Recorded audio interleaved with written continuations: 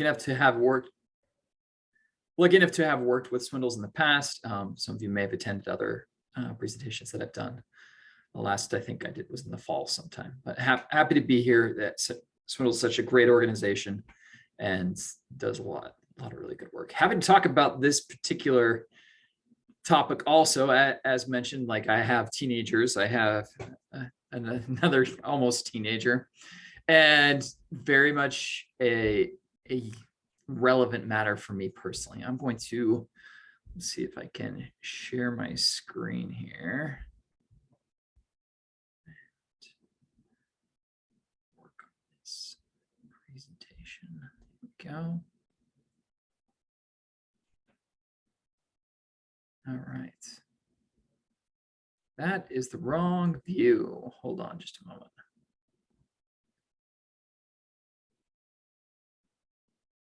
Still the wrong view. I can't. Give me just.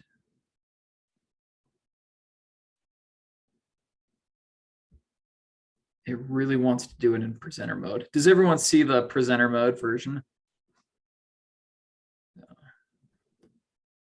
Oh, I do not know how to turn that off. Try the, if it's okay, Dr. Payne, in the bottom right, where you have like just almost in the border, you'll see like a mini projector screen. Yeah.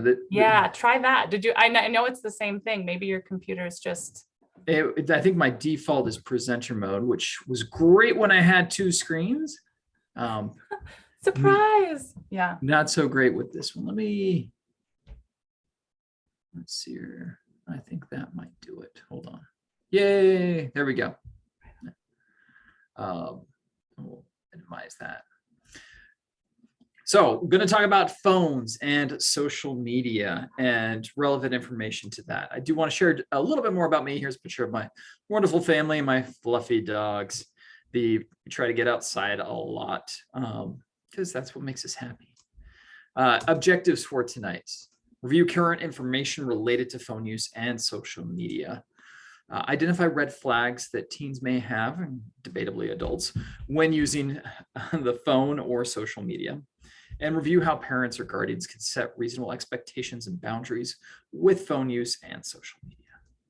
I think it's relevant to talk about because I do want to focus a little bit on teens and kind of that teenage years. We will talk about grade schoolers, but specifically, I find this is the most challenging with our teenagers currently.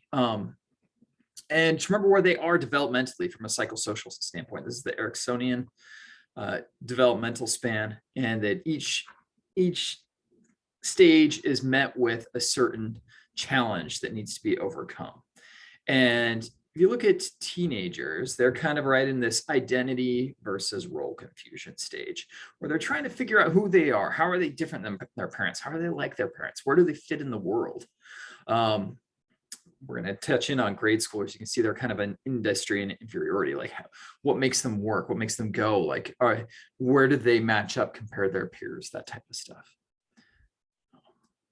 Now, phones are if we're kind of going back to identity development, I want for myself and probably for many of you here, there were different things that helped us develop our identity when we were in that stage of like trying to figure out who we were, whether it was TV shows or the clothes that we wore, the shoes that we wore, how we did our hair, music that we listened to, what type of grades we got, clubs or sports that we participated in, how we identified sexually, relationally, racially, ethnically, even the language we speak, other hobbies. All these things contributed to how we became who we are. Other things here. Let's see here. Did I miss any? No, I think I got them. Cars, movie shows, grades, so forth. We could probably look at all sorts of other factors that helped us develop into who we are. Now, when I was a teen, let's see here, that bottom phone, the Nokia, had just barely come out. I did get a pager when my first year of college, and they were used for talking on the phone. You did it maybe like once every other day. I mean, I didn't use my cell phone a lot, or my pager a lot. And when I did get a cell phone initially, I didn't use it a lot. It wasn't part of my development when I was going through those stages. And the reason why I point this out is that it's different for teens now, clearly. And sometimes it's hard when I'm working with patients, it's hard for me to figure out like, wait, this phone is crazy important to you, like stupidly important. Why? What is it about your phone? And I was talking to a friend who was also a psychologist, and he put it in this perspective, like, hey, did you ever get a note when you were in middle school? I was like, yeah, I remember that. I think I kept those for years. And that getting a text or a message is kind of like that for teens. It's this kind of fun way that they connect to each other. I remember a girl passed me a note once and she folded it in this really intricate way, and I couldn't get it back, but it was so cool. And it's like that for teens often when they get a text or a meme or some type of video from a friend. It's that same way, like it's that important to them. Now, so what role does that play now? How does that look to teens now? Because I don't identify with notes per se now. Phones take a bigger role now than they did in the past, and they've created all these new pieces that go into a teen and child's development. You may recognize this picture here. This is actually from the movie Jumanji, where this girl's like, the thing that made her good, it was that she could take a picture without blinking. She was really good at not blinking. And that was a thing for her because she could post these amazing videos or pictures on whatever social media platform and not blink. I had the opposite problem. So they don't mean the same to us because phones have become part of their identity. Social media has become part of their identity. In addition to that, it is also how they connect to friends and to the outside world, whether it's them comparing themselves to other people or them directly communicating with others. The other thing that phones can become is kind of their way to self-soothe. Something that they do when they're bored, when they're anxious, when they're mad, when they're sad, is they go to their phone and they scroll or they play a game or whatever that is. Now, another factor to consider with teens and with school-age kids now is COVID. How did COVID impact this? Especially at the beginning of the pandemic, social media and phones and video games were amazing. It helped teens during these developmental stages where it's so important that they connect to others, stay connected. And so it was actually a really good thing. It was a great safety net for us all of a sudden of social distancing. I don't think social distancing could have been as successful as it was if it weren't for phones and social media. Now, okay, we're sliding out of the pandemic a little bit. And what's kind of left has been the shadow of phones and screens. I've got some interesting numbers that we'll get to here in a bit too, related to that. But so you're this teen and the phone has become part of your core. And so your parents say, you know what, you got an F on your homework, phone's gone. Without any warning or maybe even with warning, all of a sudden it is taken away from your core, your identity, all your connections, your way to cope, gone. And I used to work in the emergency department. I would see teens and other kids in there where they're just like, yeah, my parents took my phone away, I'm gonna kill myself. And in my head, I'm thinking, really? It's just a phone. However, for them, it was like their whole identity, all their social connections, anything they do to cope. So much of who they were and what kept them going was connected to this phone. And so after understanding the theory behind it a little bit more, I can understand that. Now, during 2020, some interesting statistics that have come out. Teens have used their phone. So this is during most of the year of 2020 was pandemic. Have used their phone about on average a little over 7 hours. Now, this does not include their school stuff. This is non-educational screen time, social media, video games, the mindless scrolling, those type of things. The millennials, a little bit less. Millennials were using it about 3.7. Gen X, about 3. That's where I am, and that's about where my hours are at. And boomers, again, a little bit less, 2.5. And so you can see kind of this stark contrast in generations between how much they're using their phone. I do want to make a note about sleep because I'll round back to this. I have three main takeaways that I want you to, like, actionable items that we can take away. And one of them is connected to sleep. And so, interesting statistic about phone. This was pre-pandemic. This research study that I got this number from is that if you have your phone in the bedroom with you, you are 80% more likely to have less sleep and 55% more likely to have poor quality sleep. Now, there's all sorts of theories about how phones are keeping us awake. One of the theories is blue light, that the light that's emitted from screens is the same type of light that comes from the sun. So it activates that part of our retina that tells our body that it's time to be awake, and it keeps us up. Now, all of us have fallen asleep in front of a TV or some phone, whatever. So, I mean, you still can fall asleep. It's just harder. The other part too is the psychological part of waiting for a notification. What if my friends text me? I hear that a lot. What if my friends need me in the middle of the night? And so there's kind of this, I'm always listening for my phone, even subconsciously when I'm asleep. And then of course the noise that it makes if you get a notification. And the other part too is new content.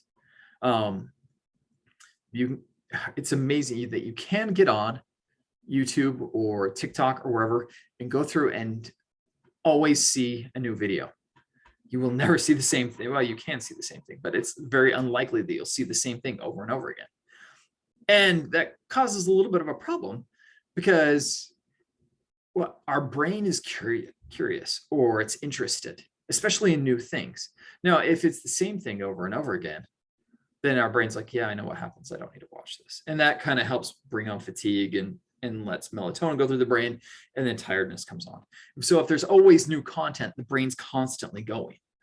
So those are ways that phones can keep us awake. And then obviously emotionally activating content.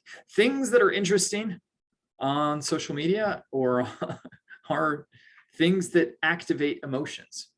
I can't believe that happened, or that was so funny, or that's so sad, or that was so awesome, or, you know, big, extreme things. And so those emotions that get activated can also keep us up at night too. So leaning into social media, so where I like totally knock down social media. So I do want to point out that there are a lot of benefits to social media. First, kind of like I mentioned, especially at the beginning of the pandemic, it is an excellent way to stay connected, to be able to message friends, to be able to stay in contact with friends. Fun story, 2 weeks ago, I was able to reconnect with my best friend from high school who we hadn't spoken with each other in like 20 years. And it was through social media. That was a very good thing. Yeah, able to find new connections, especially like I would argue this is especially a great protective factor for teens who are minorities, whether it's racially, sexually, in any type of religiously. Like you can find people of similar like mind and identities through social media, which can be a great strength. So yeah, especially to our BIPOC and LGBTQ communities. I would argue religious minorities or nationality, racial, and ethnic minorities too. It's a great way to build confidence and self-expression. Had a patient who we were dealing with a lot of anxiety, and all that kind of went away after she posted a video that she had made, and it got like 2,000 hits or something like that. And she was feeling really good about herself. So it can build confidence. Another piece too is self-expression, where you're hearing another teen who it's like, yeah, I get that. They're saying something and I understand that. I get that. Or you post a video where you're able to express how you're feeling and then have a conversation with people from that. That can be really, really good. It's a great way to learn new facts and skills. I fixed my microwave not too long ago because I got online and YouTubed how to fix a microwave when it breaks. My son's always telling me these amazing random facts, and that some of them are relevant, some of them aren't relevant. They're just interesting. It gets it from social media. And, you know, sometimes there are times when we just need a healthy distraction. I do try to personally use social media in a healthy way. I've been following surfers recently because when I'm upset, like you watch someone surf and it's so relaxing. No, why is social media so engaging? Why is it so addictive? And there's the identity piece of it too, but there's other parts that from a neurological perspective, depending on what you're doing, it can activate the reward pathway in the brain. You might hear that kind of same thing if I was giving a lecture about alcohol or other addictive substances. It brings up emotion though, kind of like I was talking about before, where things that pop up, that especially things that get a lot of hits, have a lot of emotion behind them. And that's why I included the picture of Disney, actually. If you've ever been to Disneyland, they are the masters of emotion. And they involve all the senses. And you feel scared at some points and sad at some points and excited at some points. And it brings up all these emotions in just this really an amazing way. Social media can do that same thing. All right, I see that there's a question in our question box. I'm gonna go ahead and answer that. All right, is there a recommendation for the minimum age of youth to have a phone or be on social media? Excellent question. I know there's a minimum age on social media sites, but youth know how to get around that very easily, and by changing their birth dates. Excellent question. I appreciate you answering that. I can't remember if I answered that later on or not, so I'm really glad that you point that out. Yes, social media, whether it's TikTok, Instagram, Facebook, the Discord, all require the age of 13. And that, from a psychological perspective, that's a good place to begin if you feel that the teen you're working with is ready. I would not recommend it below that. And that can kind of change too if there's a, for a screen in general, is to have a phone is a little bit different, right? My tween has a phone. Now, what he can do on the phone is very limited, and so we'll talk about that. But to answer the social media part, starting at 13, especially very monitored, very guarded, and then working your way up. So I think my daughter was 14 when I let her get Instagram. So yeah, and then like we haven't gone to the other ones yet, whether it's Snap or Facebook. She doesn't want to get on Facebook. She thinks that's for old people. All right. Let's see. Yep. Okay, perfect. All right. Other reasons why social media is so engaging. Oops. It gives us a sense of connection. I've noticed a phenomenon that has happened recently where fewer and fewer teens are wanting to get their driver's license. I got my driver's license the day I turned 16 in the morning, because I wanted to be able to go and drive and see my friends. Teens don't need to get their driver's license as much anymore. They don't want to, because why connect with friends? I can do that online. I'm talking to my friends all the time. I'm connected to them all the time. So information we already know about social media. So this is pre-pandemic stuff that has come out, replicated studies over and over again. So this is the part where I tell you about how evil social media is. Increased symptoms of anxiety, depression, poor body image, ADHD, ODD, like all the mental health diagnoses. Bullying, you're more likely to be bullied if you're online. Poor sleep, we talked about that. FOMO, if you don't know what that is, it's a great acronym to use around teens, makes it feel cool. Fear of missing out. And so this is like, okay, my friends are all at a party, they didn't invite me, or I can't go because I'm grounded or I'm out of town. And that creates all sorts of anxiety, where if you weren't on social media, you wouldn't even know, or you would know, but it's not right there in your face. It can create a sense of isolation and loneliness, which is a little in contrast to that sense of connection that we get sometimes from it. Distraction in an unhealthy way. And less grounded in the present, more self-centered.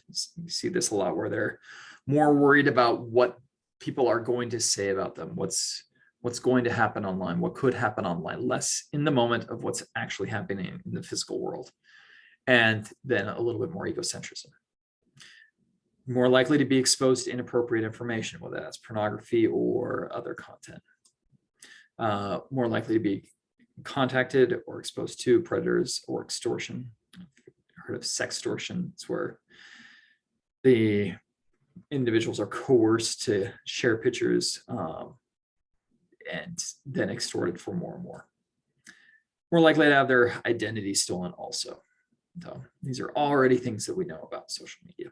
Now, what happened last fall, I can't remember if it was fall or late summer, Instagram was doing some research using, Facebook was doing some research, Facebook owns Instagram. And they were looking, they were doing this all through Instagram stuff because they were looking to create a tween age, because it's age 13 is when we start with social media, but like a 9 to 13 age range of like a social media platform. And so as they were doing this research into it, like how to develop it, they found some very shocking and scary things. That information was leaked to the media and it became a big thing, and they quit their whole project because of this information. So I do want to share some of these points because this is, and Facebook doesn't dispute this. This was the data that they received in their information gathering. I will point out that this is not academically, it's in the sense research. There weren't the same precautions. This is just their Facebook's research of just getting surveys and the information they obtained from that. So increased depression. These are kind of the big three things that came out of the lower levels of happiness and higher rates of eating disorders. This is specifically within teens. I want to break down some of these things because they had specific questions and this is how they were answered. Among teenagers who reported suicidal ideation, 13% were British users, 6% American, traced their thoughts to Instagram. 25% of those teens who reported not feeling good enough said that it started on Instagram, which Instagram, if you're familiar with that, it's all pictures. And so people post the best pictures of themselves. And so, all right, that guy's looking really good. He's dressed well, looks like he works out. What's wrong with me? A lot of comparison that goes on. And then 14% of teenage boys said Instagram made them feel worse about themselves. Comparison, that's a big part of it. 60% of teenage girls, 40% of teenage boys experienced negative social comparison.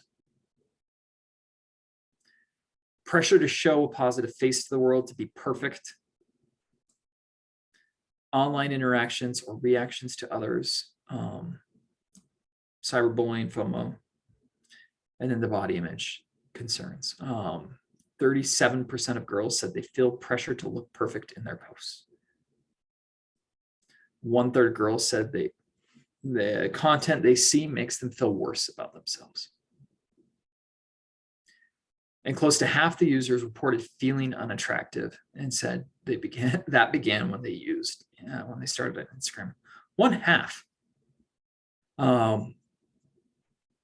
That's horrible. So that kind of makes it sound like, oh, social media is the worst. It can be good. And I've come up with a list of kind of ways to tell when social media is a bad thing. Now, we're going to talk about this in the context of teens or if someone younger is on social media, but these could be used with adults too. So when they engage in reckless behavior with social media, posting videos that are dangerous or can cause serious problems. When social media impairs functioning in aspects of life, whether that's at school, with friends, or at home. When they spend a lot of time thinking or planning about how they're going to use social media, whether they're going to post, what other people want to say, that type of stuff.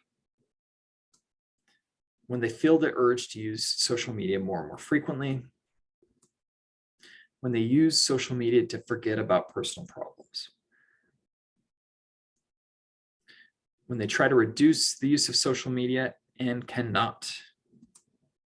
When they become restless or troubled if they're unable to use it, and if they use social media so much that it has a negative impact on schools, relationships, and or job. Now, these symptoms may look familiar if you're familiar with most addiction type diagnoses. These are very similar. And so good questions to ask.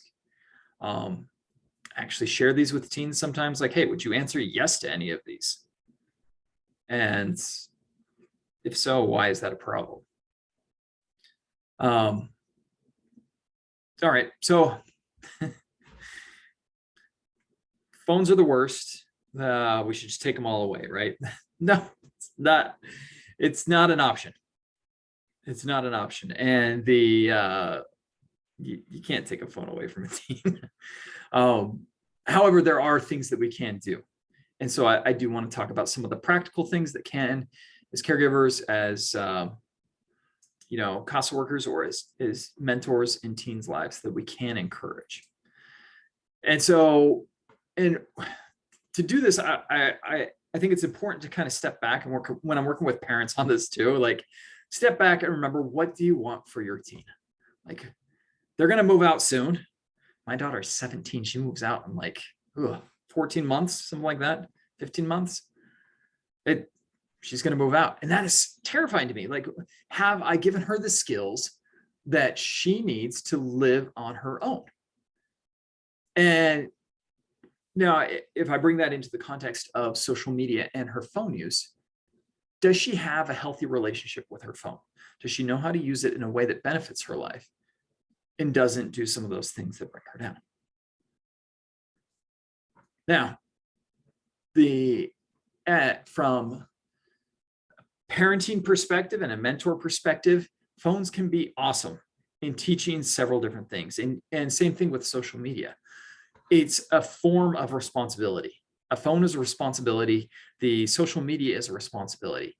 And it's a safe responsibility too, to start out at, because eventually we want our teens to drive or do some of these things that take more responsibilities. And a phone is a good, safe way to kind of build that. Like, show me you can be responsible with the phone, and then let's talk about the next step for you. It's a great way to develop healthy connections and relationships. It's good for helping solve problems, like me in the microwave. It can create safety in the sense that the more so than it, like, anytime my teens go anywhere, or even my younger son, like, do you have your phone with you? And because I track their location, and so I know where they are at all times. If they're in a situation they need to get out of, which has happened, they can instantly contact me because they have their phone with me and I have my phone with me. And so, like, it creates so much confidence and safety for me. Like, even when I'm like, okay, you're going to that party, I'm a little worried about what's going to happen there, but I know you have your phone and I know you know how to use it, and contact me if you need help. And it can be good for using coping. Now, I'm going to come back to that one too, because I have a list of apps that can kind of help with that. And then a healthy form of self-expression. I don't want to brag too much, but my daughter's kind of awesome. I don't know if you can see in the back, she drew that. She's an artist. She's incredibly gifted. And social media has been great in helping her build that confidence in her art, because she created a art account where she just posts her art. And then people talk about it. And then she takes that feedback and builds on it. It can be a healthy form of self-expression. Now, the other part too that I want to keep in mind is the 5210+9 initiative. These are healthy things that we want to move towards with our children. 5 fruits and vegetables every day, 2 hours or less of screen time, 1 hour more of physical activity, 0 sugary drinks, and 9 or more hours of sleep. Now, this is what the pediatric world pre-pandemic recommended: 2 hours or less of screen time. Now, screen time is not just your phone. It's not just social media. That is your phone, the TV, computer, anything with tablets, anything with a screen. And that I want to give you guys grace with that. And, it's something to keep in mind, but also, and maybe to shoot for, or maybe to help lower the bar down from 7 hours to 4 hours or 3 hours, whatever that is.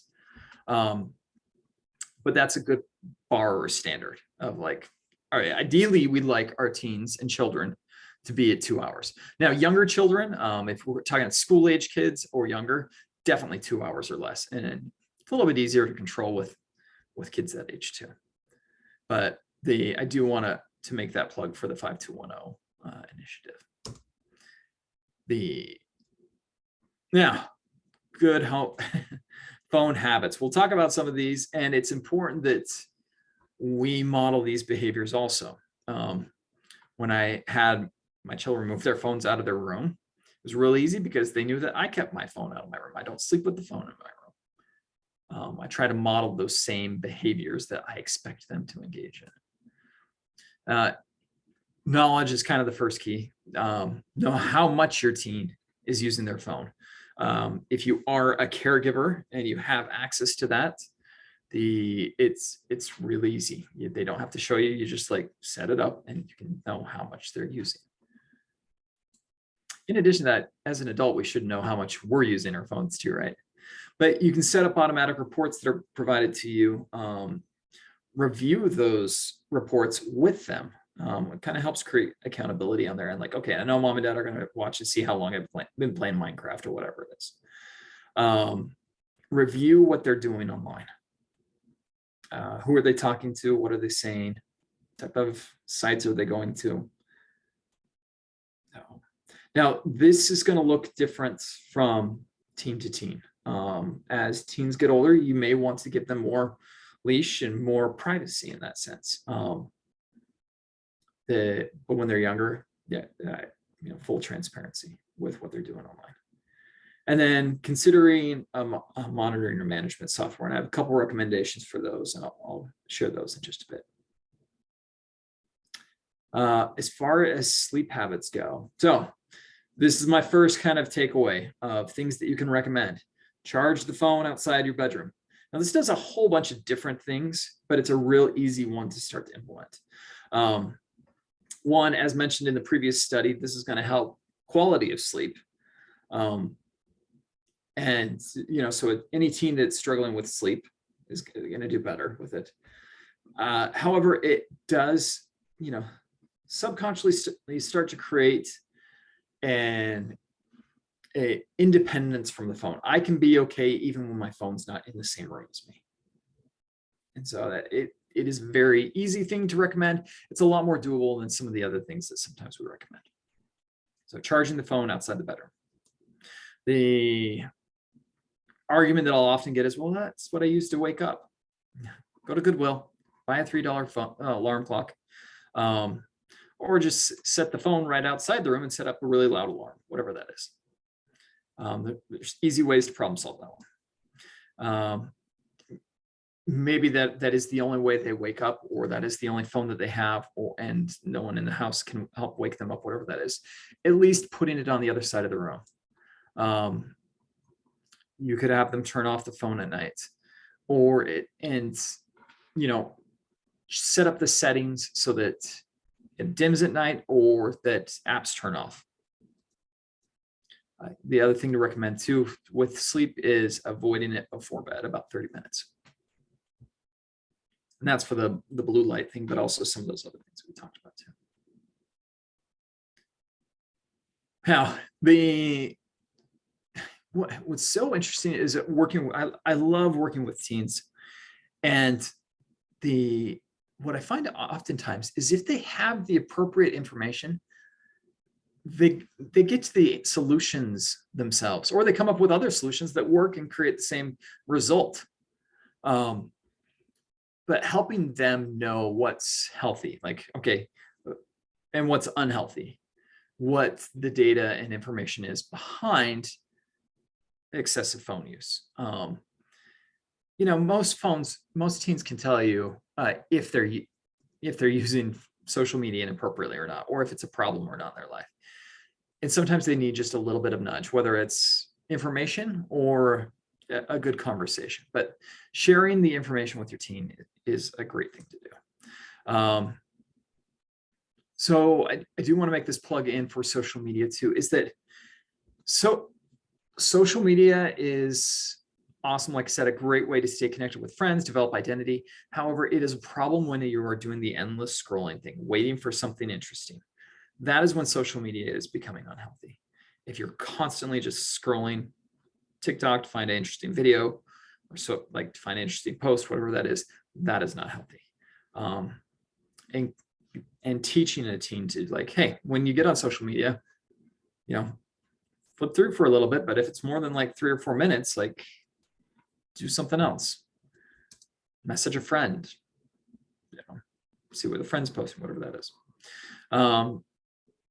Help them know when it's causing a problem. The set rules about social media and the phone. And I'll go into depth about this one in just a little bit, but it is important. And this is one of the ways that we can use the phone to help develop trust and responsibility. But having clear rules about the phone is important. Yes, teens are, and kids even younger, are very great at problem solving, especially with technology concerns. And so their ability to change the privacy settings can change. And I like to blame the phone that it just happened, but there have been a couple times that I've checked my son's phone and the privacy settings were changed. He's like, I didn't do it. It did it itself. And I do sincerely believe him that like the phone did it itself, but I just need to check more. So frequently check the privacy settings on your teen's phone, because sometimes they change by themselves. Consider a day off of social media on the phone. So I see someone posted a question. I do want I'll make the point about this, and we'll get to the question. So I can't tell you how many times that I've suggested this, and it's been so great for teens to be like, yeah, I did this while I was on vacation and I didn't have cell reception, and I felt so good. I didn't worry about who was texting me or what messages I was getting or what was on social media, because I knew I couldn't get any of that. Even if it's just like an afternoon, we did that at our house for a little bit, where we spent every Friday afternoon, no technology. It only worked for a little bit because teens need to talk to each other on Friday nights through social media. So, but consider a time period where it's like, you know what, we're going to put phones away, or we're going to turn off social media, whatever that is. That can have great results. All right, question. It's in Spanish. If I can have one of the interpreters interpret that for me. Yes.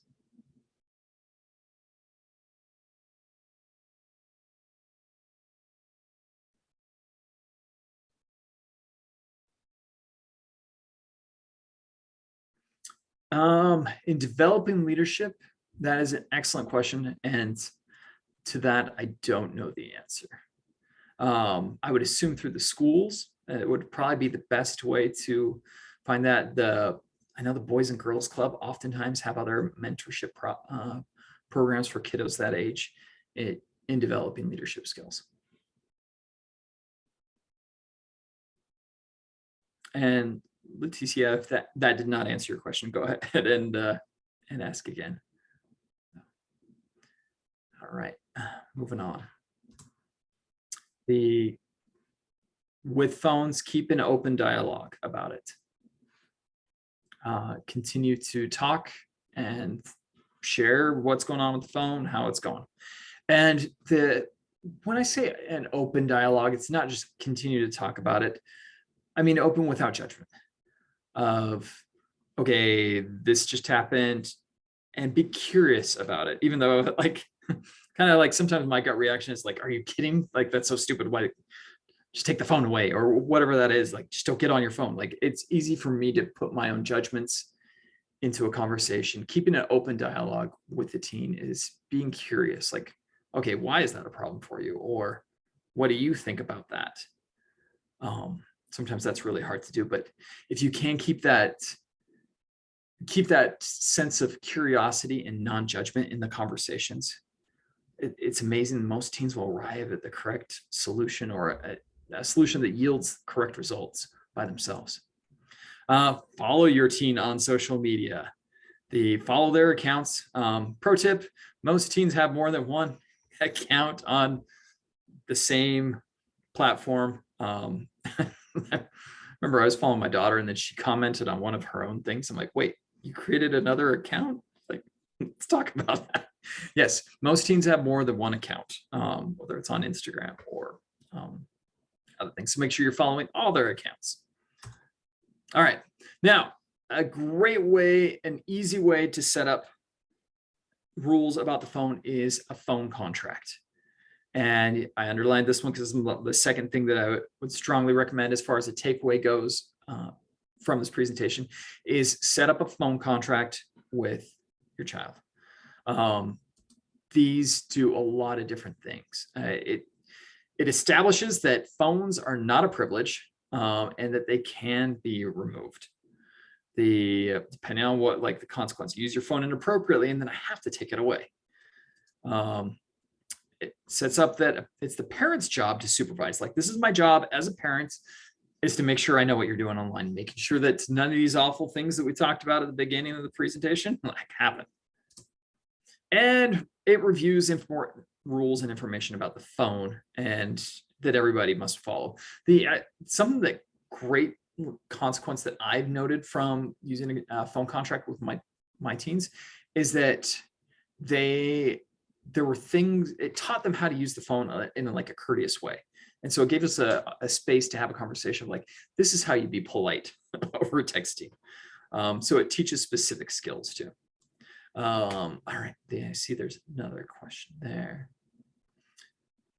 Do you have an example of phone? Yes, I do. I've actually got several that I'm going to share, and websites for each of those. And I'll tell you which one I use with my teens too. So yes, I do have a couple of those, and they're great. There's some that you can customize it, but excellent question, Liz. Yes, I definitely will show those. As far as like content goes, I'll give you a couple different websites of contracts that I use, but these are at least things that I like to have in there. Making sure that it establishes that the phone is a responsibility and a privilege, not a right, so it can be removed. It goes over the teen's responsibilities and expectations. It goes over the parents' responsibilities and expectations, and the consequences if the contract is broken. Parents have to have access. Charging the phone outside the bedroom. No sexting, no bullying. Share the location, and no deleting messages without talking to parents about it. Like, there are times that maybe a teen wants to delete a message, to let the parents know that they're deleting the message. These are the 3 contracts that I recommend. Common Sense Media is great because they have multiple, and it's developmentally appropriate. So they actually have them for young kids, for school age, young and old, at middle schoolers and high schoolers. And so that one's got a wide range of developmentally appropriate contracts. The one that I use with my teens is actually this last one, John Shipp. He's actually like a motivational speaker, but he had this great contract that I found online, and this is the one that I use with my teens. And so those are great examples of them. Like I said, the contracts are great because it does a couple different things. It gives the opportunity to build trust and responsibility. It helps the teen feel like, oh yeah, I've entered this contract. I can be responsible. Mom and dad got me a phone. Awesome, I can do this. And it establishes what those clear boundaries are and the consequences if that happens, which is such a great skill to learn, because someday they're going to buy a car and get a car loan, and now you sign a contract for that, or a lease agreement, and that it's a great teaching tool to help them when there could be bigger consequences in the future. Like you don't make payments on your car, you're going to lose your car, which is quite inconvenient. And so in explaining to the teen or tween, like, hey, this is helping prepare you for bigger things. Show me that you can can do it. Now the other thing too is that it helps the parent approach the consequences as if, it can help them approach it with a sense of compassion of like, I'm so sorry that this got broken. You remember what my rule was? I have to take your phone away. And I want to hold up my end of agreement because I expect you to hold up your end of the agreement. I'm going to take the phone away. And let's talk about how you're going to get it back. And so you come at that conversation a little bit differently than if like, I can't believe you did that. Give me your phone. You're executing the contract, not creating the contract, if that makes sense. So highly recommend contracts. So that's my second big takeaway. These are some of the apps that I talked about. Remember how I said apps can be helpful in as far as these are the apps as far as monitoring software goes. I've used several of these over time. Currently, the one that I use that works best for our family is Bark. Sometimes like we're Apple in our house for the most part, and there's a little bit of trouble getting it to sync, but once it's in sunk, it's actually pretty awesome. I get updates if anything questionable gets mentioned in a chat, or if there's of course questionable websites that are visited or anything else, but it monitors all social media and everything else. The other thing that you could lean into without even getting any of these apps is just the screen time settings, making sure that those are all connected and you're aware of all those. RPact is really cool. We used that when our kids were little because it actually turns off the apps and turns it back on. So like when our kids were younger, that was actually a really useful one. Different websites and tools. Common Sense Media, I already mentioned that. The Kids in Mind, and there's a couple other useful websites and resources there too.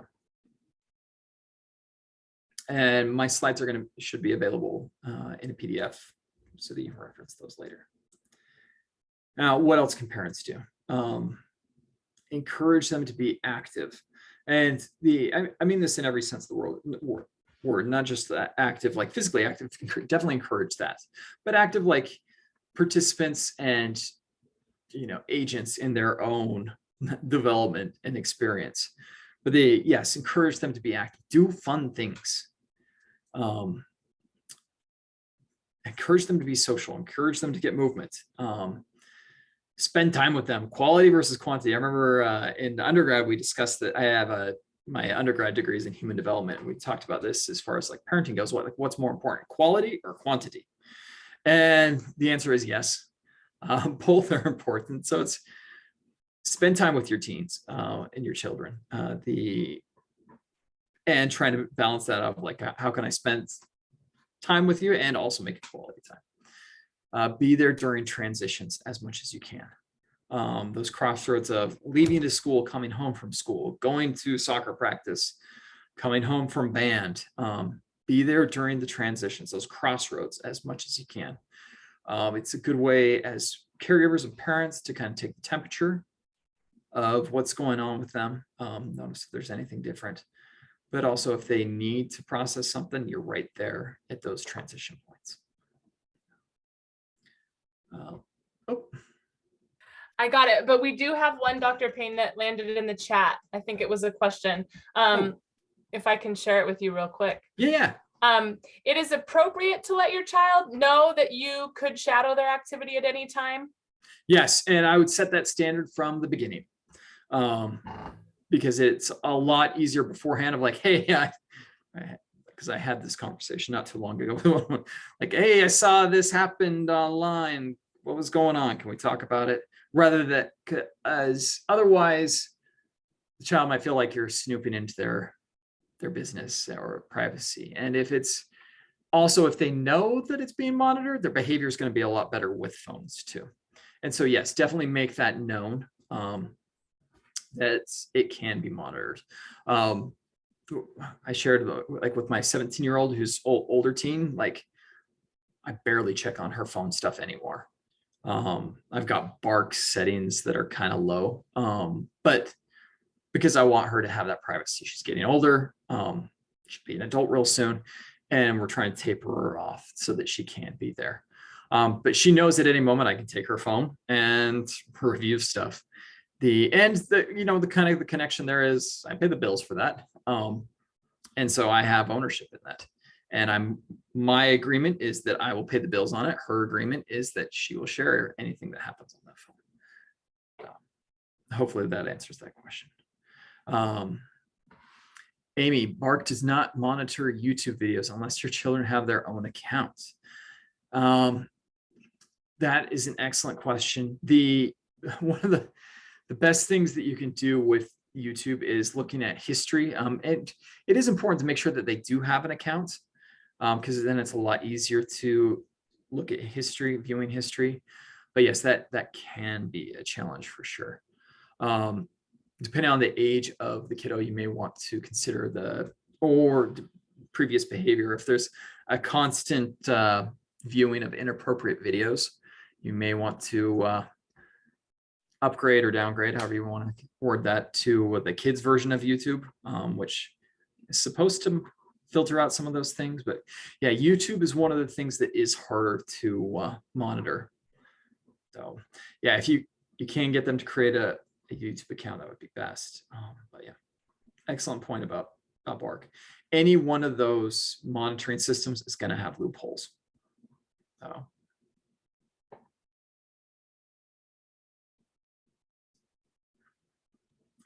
So what else can parents do? Get them to talk. Already talked about this, tone of curiosity and acceptance. It's incredibly hard to do, especially when we feel like we have an emotional investment in whatever it is that's going on. It's lives of our children and kids we care for. Of course, we're going to feel that emotional connection. So that sometimes that can be hard, but very important. Last thing that I recommend is make it a requisite that the teen program this phone number into their phone. Well, either Lines for Life or the Oregon Youth Line. I believe most of the people here on the call are from the Oregon area. And so Oregon Youth Line, this is a 24/7 phone line that teens can call. Now, if they call them between 4 and 10 o'clock, they're going to get a teen on the phone or texting. They also have Facebook and Instagram too. But the program that into their phone, because hopefully your teen will not need it. If there is some need if there are some suicidalation, so hopefully they won't need it. But if they do, it's there.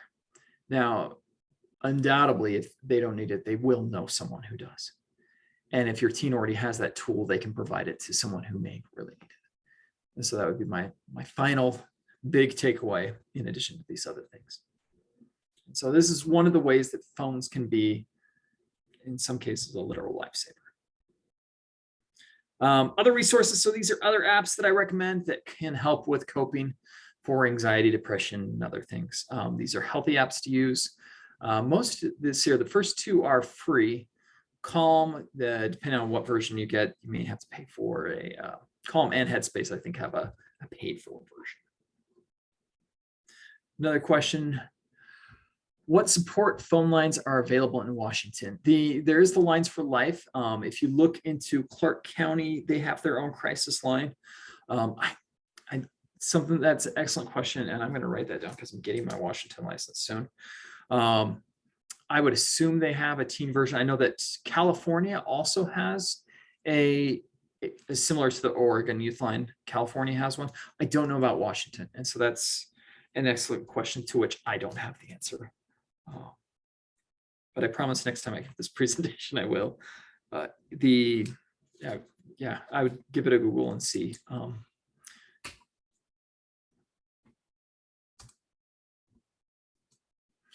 All right, when to get help? When is either social media or other things too much? Before we do that, I see another question go. Oh, thank you. You're welcome. When do you need professional help or additional help, whether it's other social support, academic support, whatever that is? Oh, if the teen asks for help, that is always a time to get help. If they want to talk to somebody, if phone use is significantly interfering with function, remember those questions we went through. If there are thoughts or actions related to self-harm, thoughts or actions related to suicide, those are times to reach out. Now, who can you reach out to? Primary care doctor, low-hanging fruit, always available. They can't, oftentimes they can't sit down and like talk out your problems the same way therapists can, but they can connect you. And so primary care, even some specialty care doctors are available there for those moments. The most primary care offices also have psychologists that work hand in hand with them. That's what I did. So especially if you're in the Providence system, there will be a psychologist there, but most pediatric and primary care doctor offices now have psychologists or social workers embedded in there. You want to get a counselor, easy way to do that, contact your insurance and they can give you a list of counselors. Oftentimes I recommend this to patients when they're looking for outside counselors, just because insurance companies will have a list of counselors that sometimes are not available to the public. Usually this is how the best search engine that I've found. There are other search engines to find psychologists, but Psychology Today, it's actually a magazine that's really interesting. But you can find a counselor through that too. Another easy low-hanging fruit is the school counselor. Always available except for when they're not, and that is during summer. And of course, if there's concerns about suicidality, go to the emergency department or crisis centers. Behavioral health provider, this is, so if you're working in primary care or in the system, this is when you should make a referral to the psychologist or LCSW in the system. If there's suicidal ideation, interfering with functioning, if a depression screener is high, that's what the PHQ-A is. Or when you're providing a referral, please make sure that you include any barriers or what the patient's motivation is. Before we get into self-care, could children become, I think you're trying addictive, and could children become addicted to social media or the phone? Absolutely. Neurologically speaking, it's very similar with children now. And so yes, children can become addicted to phones and social media and tablets. What do you do if they turn aggressive or refuse to turn off the tablet? That's kind of like that. As much as you can, try to model the behavior that you would like them to see. When children are turning aggressive, they're going to a very primitive part of the brain. Same thing with adults and teens. And as much as you can, model a calm tone, and they're going to see that, and then that'll help kind of ease things. If you start to get worked up too, that's when they start to work up more. That can be challenging. If there's any type of physical aggression in relation to turning off the tablets, it's important to step back, have a proactive conversation. Proactive meaning we're having this conversation before you use the tablet again. So next time before you have the tablet again, we're going to create these rules. If you refuse to turn it off or refuse to give it back, then you don't get it tomorrow, or you get less time tomorrow, whatever that is. So having a logical consequence connected to the behavior. And if you establish that beforehand, it does make it a lot easier. What will happen is that the next day they will refuse to turn it off. So you have to take it away, or you limit their time the following day. But so that there's a connected crime or connected punishment to the crime. And you're addressing the behavior. And so it's helping them see that the behavior is the problem, that they're not the problem. So they're not identifying with whatever choice they're making. And then self-care. Parenting's hard. Working with children, whether it's a CASA worker or school counselor, it's stressful. And I would argue it's far more stressful now than it's ever been, just because the teens and children's levels of anxiety and depression are higher than they've ever been. there's good research suggesting that that's kind of the wave. Is there are higher levels of anxiety and depression right now, and that's kind of bleeds off into us making sure that we're taking care of ourselves, not just for so that we're in a good space, but it also models to them that like, hey, you do things to take care of yourself too. Teens can also do things to take care of themselves too. So modeling that behavior. Remember what you want for your teen in the long run. These are some of the references that I discussed. Something I didn't check was what time it is and how much. I don't know how long we have today. I think we have till 7:30. Is that correct? Yeah, it's 7:08 and Perfect. the floor is yours until 7:30. Yeah. Perfect. Well, I was hoping to leave a little bit of time if anyone has additional questions. Makes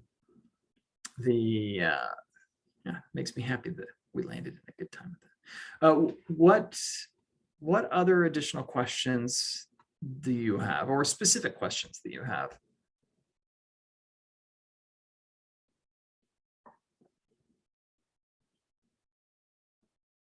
Oh, I see that someone included the Washington Crisis Teen Line in the chat. Thank you. Let's see here. Diane, nice. I need to write that down for my resources. Thank you. Oops. Teen Link. I like it.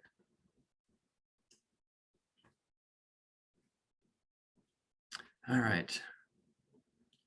How do you wean a child off of an addiction to the tablet? This is so hard. They kind of going back to that other question, have a proactive conversation. And set yourself up for success with this. And it's hard to put in a phone contract or a tablet contract when there's already kind of been a pattern that's established, especially if there's an addiction in place. And it's hard to begin with, and that's you have to prepare yourself that it is going to be hard. What I would recommend is having a proactive conversation about proactive, meaning you're choosing when and where and what environment and who's there, what situations. So as many of the variables that you control, we're going to have this conversation about tablets. And this is what I'm seeing. This is what's recommended. Here's a contract, and using the contract at that point. If we're talking like a 5 or 6 year old, keeping it super simple. You want an hour of tablet today. These are the behaviors that are expected. Keep it super simple. And then a big part of that too is reward the successes. Children naturally want to be, teens and even adults, we want to be accepted. We want their approval, especially characters and figures that are important in our lives, like parents and mentors. And even if it's like, okay, we had 3 bad days at the tablet, but we had one day, or you tried one day before we had a big blowout, pointing that out to them, like, hey, I saw that you really tried, and I really appreciate that. Like rewarding that and letting them know that you're seeing the positives, that you're seeing the things they're trying to do. That it is so hard to change behaviors that are already in place. That I feel like this conversation should be like, we should have it with children who are at a very young age. Because then you do it before they get their first phone rather than after. The other part that's hard about this too is like during the pandemic, we did this at our house. We loosened up restrictions as far as hours and gamings go. Yes, and social distancing did not help. Because we loosened up all those rules. And so trying to get around that was so hard. And to go back on that was so difficult. That's very, very challenging. Lizzie Howard asked, how old is the average age to get a phone? This depends, because phones can mean so many different things. A phone meaning like an actual number, that depends on the family and the situation.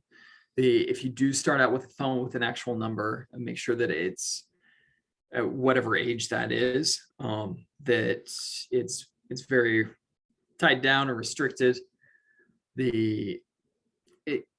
it depends. And Amy kind of asked a similar question. What does research say appropriate ages to give a basic phone? And again, it depends on the situation. The I haven't seen any really good recommendations for the at age 5 or age 10, give a child a phone. That unfortunately that data is not out there, and it does vary. Things that I recommend to parents to children is like it varies on the family situation. Does the child need a phone? And that can vary depending on like the social situation. Or is the child going from one house to the other house? And do they need a phone to contact the other parent? That might be an appropriate time for an 8-year-old to get a phone. Are they involved in a lot of sports and may need to contact their parents? Or do they have diabetes and they need to monitor their blood sugars with a smartphone? Like it's very much it depends answer. And so it's a decision that is personal that parents need to make on when to give a child a phone. That's a tough one. I'm doing my best to translate that. My Spanish is okay, but it's not great. Victor, do you mind interpreting that for me, please?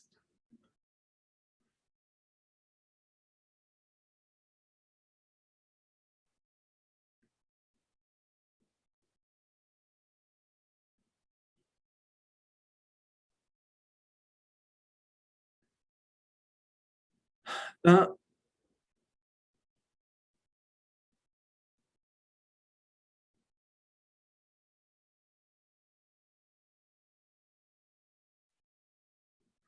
Yes, correct. When children are overexposed to technology at a very young age, there is a little bit more you see a little bit more impulsivity, more struggles with concentration. And so and a little bit of that is not being able to control the situation, as mentioned. And there are also good effects to it too. So yes, you're right on with that. Really asks, how do you help your grandchildren put down the phone when the parents use the phone as a babysitter? Holy cow, right? Like I don't want to deal with my children right now. I'm really stressed. I've had a long day. Here's an iPad. What's funny is when I was giving this presentation, as you can see, I'm home right now. I told my children like, hey, can you be quiet? And my daughter's like, hey, can you give us more time? So I'm using Minecraft right now. They're playing together, so that's a good thing. And they're playing Minecraft, which is a great game. But I'm using that as a babysitter right now with my teens, and that was their bribery for staying quiet. It is, and this is a more challenging, like, because the question is the dynamic between you as a parent and your children who are also parents, right? That's as best as you can encourage and model healthy behavior. It depends on whatever that dynamic is with grandchildren, or as a grandparent, like what type of sway do you have? When the children are in your care, if you are helping with care, which I hope you are, having a stable grandparent in children's life is such a protective factor. Having that be part of it is such a great thing. And, as best as you can, try to set expectations and limitations of like, hey, you know what? Today, when you come to grandma's house, we're going to put the phones away and we're going to go on a hike and, do a scavenger hunt, or, set yourself up for success the first time you do it. Like, hey, and again, having that proactive conversation, like next time, this is what's going to happen. We're going to do this for so long, and then maybe we'll do a little bit of video games after, or you use this after. That's a tricky one, because there's also the dynamics as a grandparent and parent dyad in that too.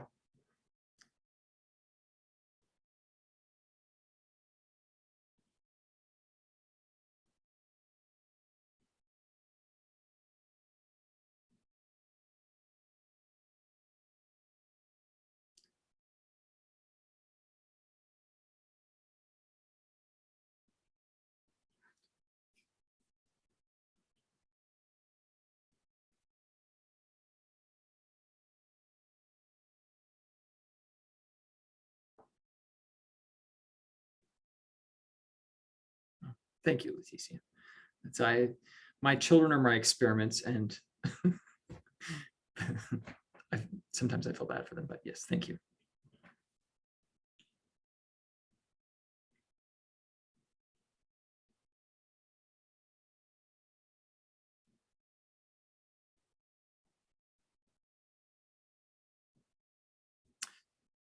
Any thoughts you could share about children with ADHD and autism and how they could be addicted to screens more easily than the typical kids developing? Yes, absolutely.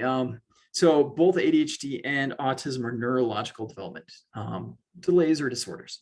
And so it was like, I remember hearing a parent comment like, my kid doesn't have ADHD because he can sit down in front of a video game for hours and pay attention. Like, it's not, this isn't a concentration thing.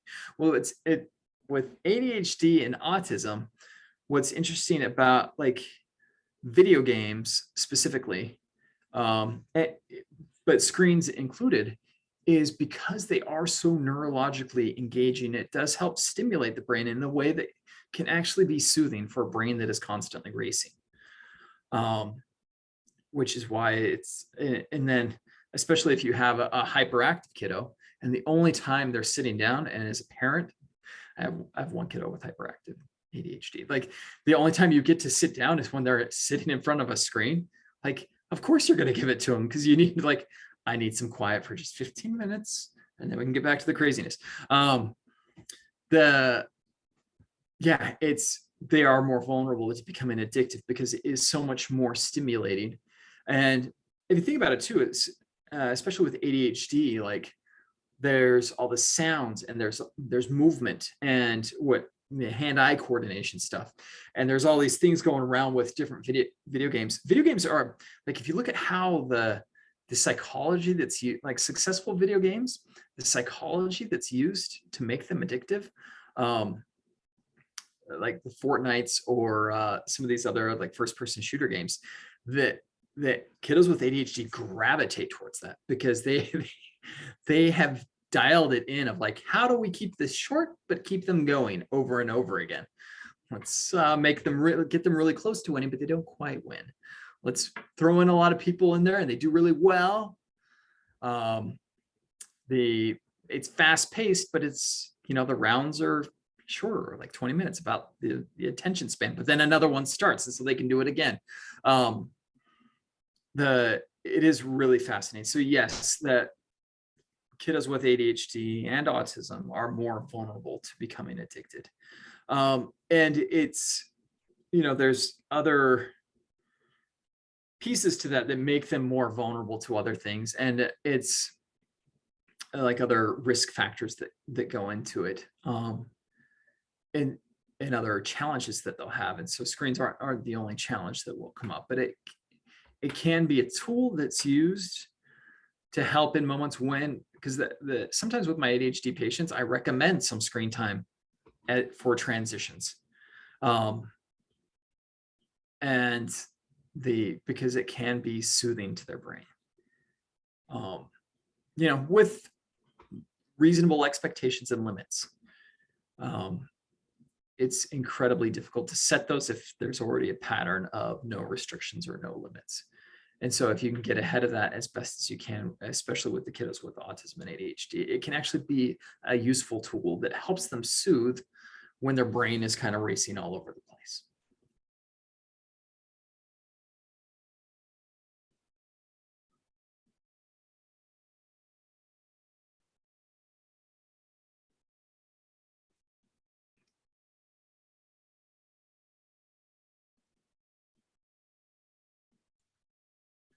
Any more questions people want to put in the Q&A? We have a few more minutes. And as Diane has put in the chat, we will send slides out. We will include that Washington crisis line in there. And you can also request by emailing Swindells if you want a certificate of attendance. The reason we're asking you to request it there is we can track it and make sure on our end that we have your name spaced as well. Okay, there's another one in the chat in Spanish. If Victor or Rosie wants to translate, I'll be quiet.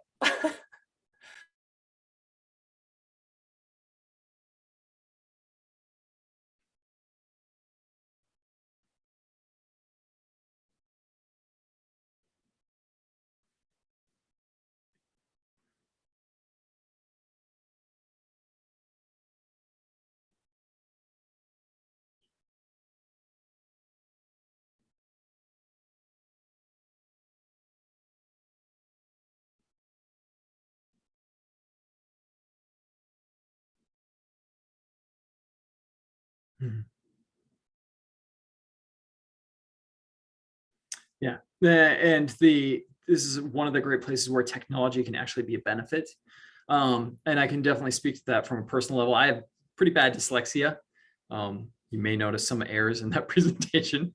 And so to get through grad school, I had to listen to things. I had to dictate things. Technology has been a huge asset, and especially for those of us who have learning differences. And so I'm so glad the teacher was creative enough to give him that as a tool. I see another comment here or question. Does extensive screen time, video games, social media, videos, so at an earlier age impact overall development? The jury's still out on that a little bit. We know that it, as mentioned before, it does impact concentration and impulsivity, especially at an earlier age. Other things that I'm curious about are instant gratification. If you've ever heard the marshmallow test, this was a elongated test where they took kiddos, put them in a room. They were given a marshmallow on a plate, said, okay, if you don't eat the marshmallow, I'm going to come back and give you another marshmallow, but you can't eat the marshmallow. And they would videotape these kids struggling not to eat the marshmallow. And what was interesting about this study is then they followed these kids over the years. And the kiddos that resisted from eating the marshmallow were far more successful in lives in most areas in life versus the kiddos who were just like, I don't care, I want the marshmallow now, I'm going to eat it now. But the kiddos who could wait had, depending on what you looked at, whether it was mood, intelligence, or success, whatever, relationships, did better because of that delayed gratification. And so I'm curious to see how that approach, because when a child is given extensive time on video games, social media and so forth, they want something, you get it. I want to see a video of something funny, it's there. I want to see a video of something scary, it's there. I want to play this game, it's there. And I'm going to play it till I win. And so there's less work that gets up to it. And so that, yeah, I'm curious to see, 20 years from now, what that looks like, what things pop up. But that's just psychology according to Tyson. So.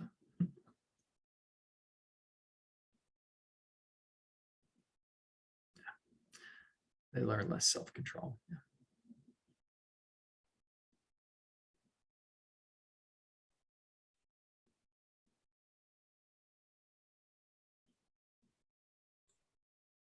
Few more minutes if anyone has any last burning questions before Dr. Payne's able to go and free his children from Minecraft and screen time. And there's a new update that came out today, so they're kind of excited about it. Okay. If there aren't more questions, thank you all for attending tonight, and for your questions, because it helps me anyways, learn too and know. And Dr. Payne, thank you for your presentation. I really enjoyed it. And I wanted everyone to be able to turn their screens on so you could see like maybe the emotion or the resonance with some of your stories. That was really lovely. So thank you for that. I'm going to stop recording. Thank you. I'm going to keep this open for people if they have a last minute question. But otherwise, people, you can sign off. Thanks for coming. We're glad you're here.